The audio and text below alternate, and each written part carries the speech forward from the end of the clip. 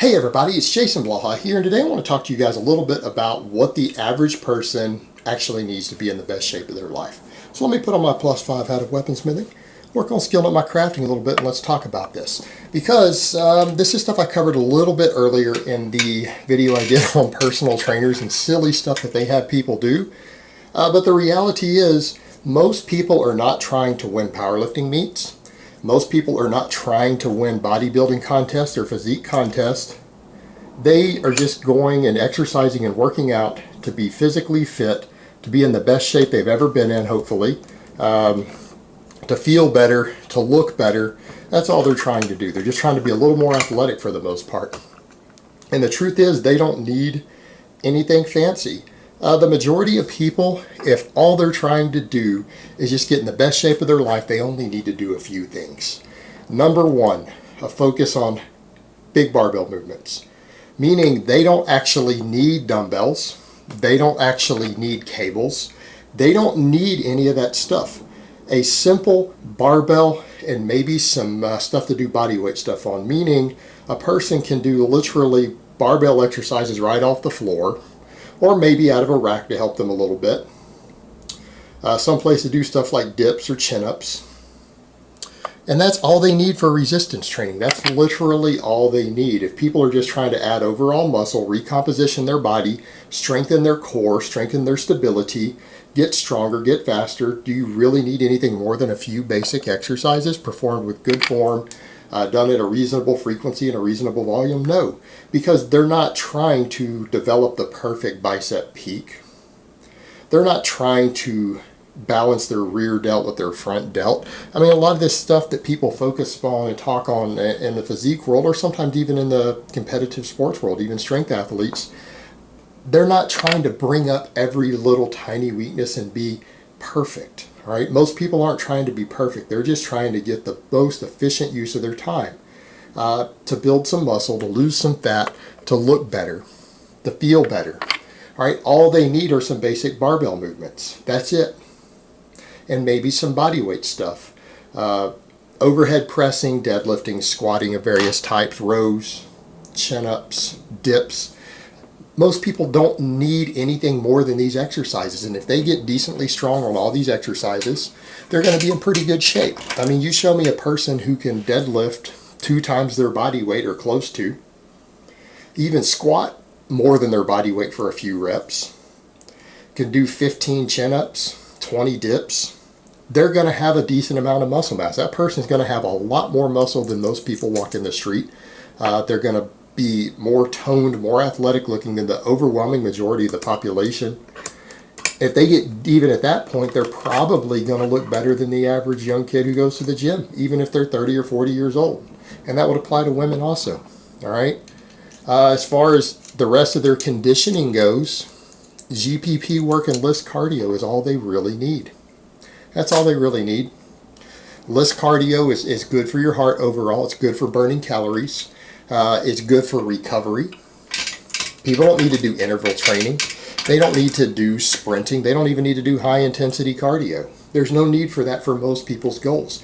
If they just want to improve their endurance, and endurance is important, and people who only do interval style training, they still rarely have true endurance.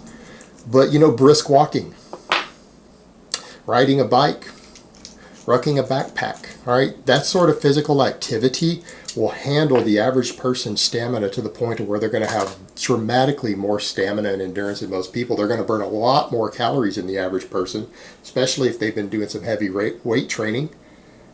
All right? They're going to be in better shape from that than half the people who even go to a gym. Just doing those basic things. If they're consistent with them. Well, what about any other additional conditioning? General physical preparedness work. What does that mean? How about some barbell complexes? Again, they can do that with a barbell. People's higher intensity conditioning can absolutely be handled with nothing but a barbell off the floor and some upper plates with lightweight. All right, that can be covered completely.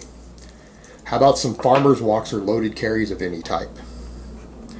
All right, they could grab some heavy dumbbells at the gym or even some plates, do farmer's walks with those. Loaded carries. They could load up a barbell and walk with it. That's pretty similar to a farmer's walk. They could do sled drags.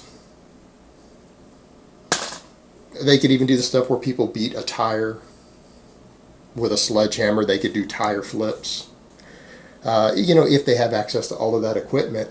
Now, if a person did that stuff and they came in and they did some full body training 3 days a week, did 4 or 5 barbell movements, maybe some body weight stuff, they did at least 30 minutes of low intensity cardio every day, and a couple of times a week did some general physical preparedness work. And someone came in, even if they were 30 years old and haven't exercised since they were a teenager, if someone came in and did this, and they did this for a year or 2 straight, would their body composition and their conditioning and their endurance and their mobility be a hell of a lot higher than the average person? Yeah, that person would probably, if they did that for 2 years, would be in the best shape of their life. They don't need any complex training. They don't need a single cable. They don't need a single dumbbell. They don't need to do a single floofy exercise to do any of that. That would get people where they want to be, and that's a pretty minimal time commitment. What about diet? The average person's not trying to get shredded. The average person doesn't struggle with an enormous obesity problem. Some of them do. But you know what? If most people just ate more lean proteins, a few more vegetables, all right? They focused on lean protein sources. They just cut most of the extra fat out of their diet, and they quit adding sugar to their diet. They try to stick to mostly starchy carbs, or if they're going to eat a sugary carb, eat some whole fruit. Avoid drinking calories. Avoid adding sugar to things. Avoid added fat to your food. Skip that pat of butter on your bread, your toast in the morning. All right. Avoid the higher fat foods. Again, stick to starchier carbs, or if you're going to do a sugary carb, eat fruit. And again, that doesn't include fruit juice where the fiber's been removed and the pulp's been removed. And they eat a little more lean protein, a little more vegetables. The average person, even an overweight person, could easily reach their weight loss goals in the long term doing that. That's it. That's all they have to do. Just lower their fat intake. Avoid added fat. Avoid added sugar. Don't add processed sugars to your food. Don't add extra fats to your food. Eat a little more lean protein sources and a little more vegetables. All right, and avoid liquid calories.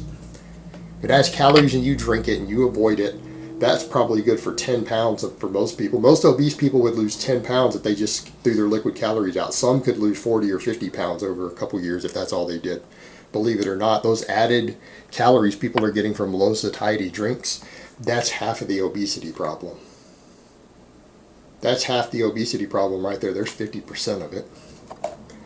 And if people just did that, and they just followed that basic training I described, their odds of getting diabetes, heart attacks, even cancers drop tremendously low.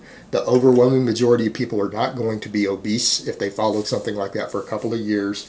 They're going to be stronger, fitter, faster, have more endurance than the overwhelming majority of people in the world. Probably, they would probably be in the top 1% in terms of overall health and fitness and athletic markers if someone just did that, all that for 2 years straight. Even a 30 or 40-year-old person, man or woman. That's it. 30 minutes of lifting with a barbell 3 times a week. 15 minutes of GPP work twice a week, and at least 30 minutes of low-intensity cardio followed with some basic, absurdly basic dietary protocols. Now, anyone who understands fitness out there, if you listen to that and realize how little of a time commitment that is every week, that's not even very strict dieting by anyone's standards. Wouldn't the average person be in tremendous shape? Wouldn't the average person, after a couple years of that, be in the top 1% in terms of just overall fitness? Of course they would. So why does everyone want to make it so complex? Why does everyone make it complex? Because that's what hurts everyone. Fad diets, goofy workouts. That's what creates confusion. And people do it so that they can market gimmicks. They can market books. They can market workout programs. They can try to give stuff that's fun to do. But, the stuff that's fun to do isn't necessarily best for your overall lifestyle. It's about habits. Even if a workout's a little bit boring, you find a way to make it fun, or you create a habit out of it, you won't even care that it's a little boring anymore after a while. Once it becomes habit, it just becomes part of your day-to-day life. That's literally all that it would take for the average person out there, the average 30-year-old, to go into the top 1% of overall fitness. They would be in the top 1% if that's all they did. They would be among the elite. And that's what people need to understand. The term elite means you're in the top 1% of anything. Doesn't mean the ultra elite. Doesn't mean they'd be world-class athletes. But they'd be in the top 1% in terms of overall health and fitness. Just from those changes, that's it. It's not that complex. Alright guys, but that's really all I have to say on that today. I hope it's been informative, and I will talk to you guys next time.